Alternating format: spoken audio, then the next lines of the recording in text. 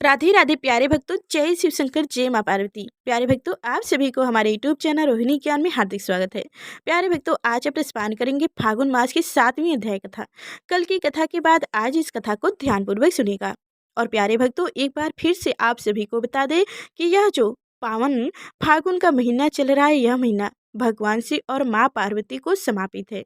तो इसलिए हर रोजाना की अध्याय कथा में भगवान शिव की महिमा और भगवान शिव की भक्तों की कथा सुनाई जाती है। और नए नए हर रोजाना की कथा में होती है, नई नई कथा सुनाई जाती है। तो इसलिए अगर भगवान शिव को आप मानते हो, उनकी भक्त हैं, तो आप रोजाना की अध्याय कथा सुनते रहिएगा। जब भी आपको टाइम मिले तब सुन लीजिएगा। और प्यारे भक्तों, एक बार फिर से बता दें कि हमारे चैनल पर नए हैं तो लाइक कर चैनल को सब्सक्राइब अवश्य कर लीजिएगा। और कमेंट में जय शिव शंकर जरूर लिखिएगा, जिससे हमें पता चले कि आप भगवान शिव के सच्चे भक्त हैं। तो चलिए अब कथा सुनते हैं, ध्यानपूर्वक सुनिएगा। भगवान शिव और गरीब दूध वाले की श्राप है। एक गांव में हरिया अपनी माँ के साथ रहता था। हरिया गांव में दूध बेचने का काम करता था। हरिया के पास 2 गायें थीं, जिनका दूध निकाल कर वह गांव में बेचता था। एक दिन हरिया एक घर में दूध देने गया तो उसने देखा वहां भगवान शिव की पूजा की जा रही है। हरिया ने अपनी माँ को मंदिर जाते तो कई बार देखा था, लेकिन घर पर पूजा करते हुए कभी नहीं देखा था। तब जाके हरिया कहने लगा, मालिक, यह आप घर पर पूजा क्यों कर रहे हैं? तब जाके मालिक बताने लगे कि हरिया, तुम्हारे घर में पूजा नहीं होती है क्या? आज सावन का सोमवार है, इसलिए भगवान शिव की पूजा की जा रही है। इसके बाद हम सब मंदिर जाएंगे और पूरा दिन उपवास रखेंगे। तब जाके हरिया कहने लगा, माफ करना मालिक, लेकिन मैंने कभी पूजा होते नहीं देखी है। तब जाके मालिक कहने लगे, हरिया, तुम्हें भी भगवान भोलेनाथ की पूजा करनी चाहिए। उन्हें जल और दूध चढ़ाना चाहिए। इससे भगवान भोलेनाथ प्रसन्न होते हैं और उनकी कृपा हम सब पर बनी रहती है। तब जाके हरिया, मालिक, मैं आज ही अपनी माँ से इस बारे में बात करता हूँ। हरिया वहाँ से सीधा अपने घर आ जाता है। उसके बाद हरिया अपनी माँ से कहने लगता है, माँ, तुम घर में पूजा क्यों नहीं करती हो? तब माँ बताने लगती है कि बेटा, मैं मंदिर में पूजा करने जाती हूँ। घर में पूजा इसलिए नहीं करती क्योंकि एक बार घर में पूजा करने के समय एक सर्प निकल आया था और उसने तुम्हारे पिता को काट लिया था, जिसके कारण उनकी मौत हो गई। तब जाके हरिया कहने लगता है, लेकिन माँ, इस तरह से तो हम पर कभी भगवान भोलेनाथ की कृपा नहीं होगी। इसका कुछ तो उपाय करना होगा। तब माँ बोली, बेटा, मैं तेरी जान खतरे में नहीं डाल सकते। उसके बाद अगले दिन हरिया गांव के बाहर एक साधु बाबा के पास जाकर उन्हें सारी बात बता देता है। तब साधु महाराज बताने लगते हैं कि बेटा, भगवान भोलेनाथ तुम्हारे परिवार से रूठ गए होंगे। अब इसका एक ही उपाय है कि तुम्हारा विवाह पक्का किया जाए और विवाह के बाद तुम्हारी पत्नी तुम्हारे घर में शिव जी की पूजा करे। यदि वह सच्चे मन से पूजा करेगी तभी तुम श्राप मुक्त हो सकते हो, लेकिन इसमें तुम्हारी जान को खतरा है। तब हरिया पूछने लगा, कैसा खतरा है बाबा?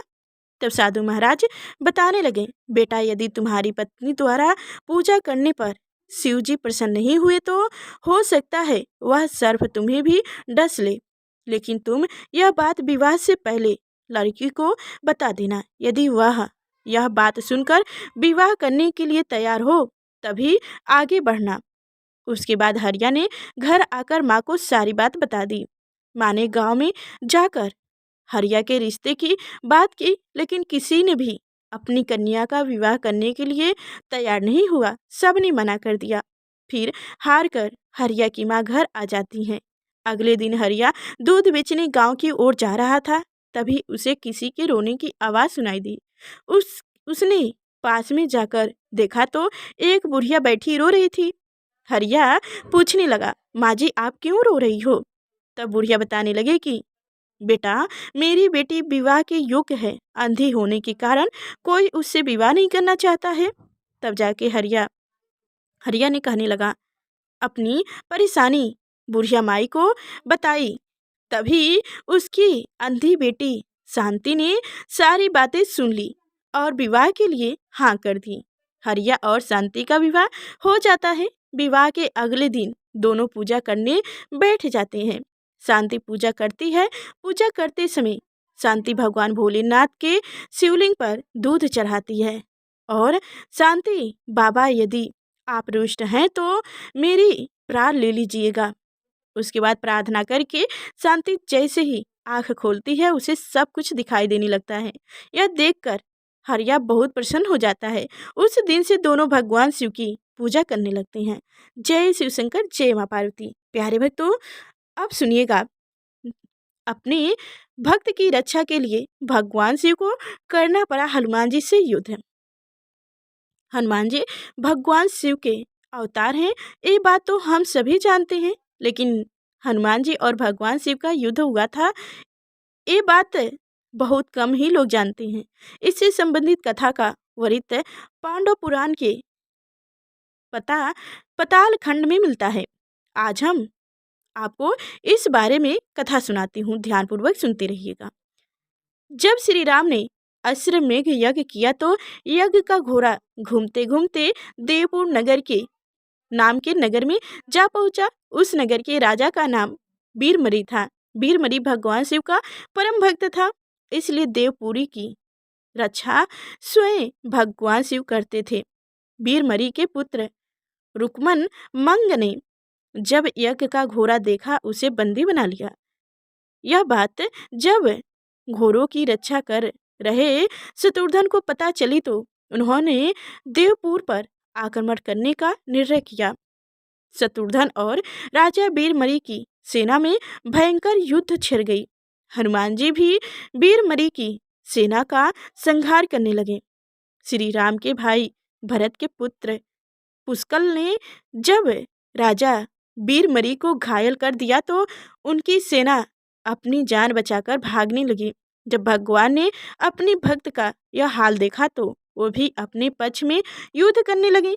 भगवान शिव को युद्ध करते देख शत्रुघ्न भी वहां आ गए। दोनों में भयंकर युद्ध होने लगा। भगवान शिव ने वीर भद्र को पुष्कल से नंदी को हनुमान जी से युद्ध करने के लिए भेजा। वीरभद्र और पुष्कल का युद्ध 5 दिन तक चलता रहा। अंत में वीरभद्र ने पुष्कल का वध कर ही दिया। ये देखकर शत्रुघ्न को बहुत दुख हुआ। शत्रुघ्न और क्रोधित होकर शिव से युद्ध करने लगे। उनका युद्ध 11 दिनों तक चलता रहा। अंत में भगवान शिव के प्रहार से शत्रुघ्न बेहोश हो गया। यह देख हनुमान जी स्वयं शिव से युद्ध करने लगे। हनुमान जी ने शिव जी से पूछा कि आप तो राम भक्त हैं तो फिर हमसे युद्ध क्यों कर रहे हैं? शिव जी ने कहा कि मैंने राजा बीरमरी को उनके राज्य की रक्षा करने का वचन दिया है, इसलिए मैं युद्ध करने के लिए बंधा हूँ। इसके बाद हनुमान जी और शिव जी के बीच भयंकर युद्ध होने लगा। हनुमान जी के पराक्रम से प्रसन्न होकर शिव जी ने उनसे वरदान मांगने को कहा। तब हनुमान जी ने कहा कि इस युद्ध में भरत के पुत्र पुष्कल मारे गए हैं और शत्रुघ्न भी बेहोश हैं। मैं गिरी पर्वत पर संजीवनी औषधि लेने जा रहा हूँ, तब तक आप इनके शरीर की रक्षा कीजिए। शिव जी ने उन्हें यह वरदान दे दिया।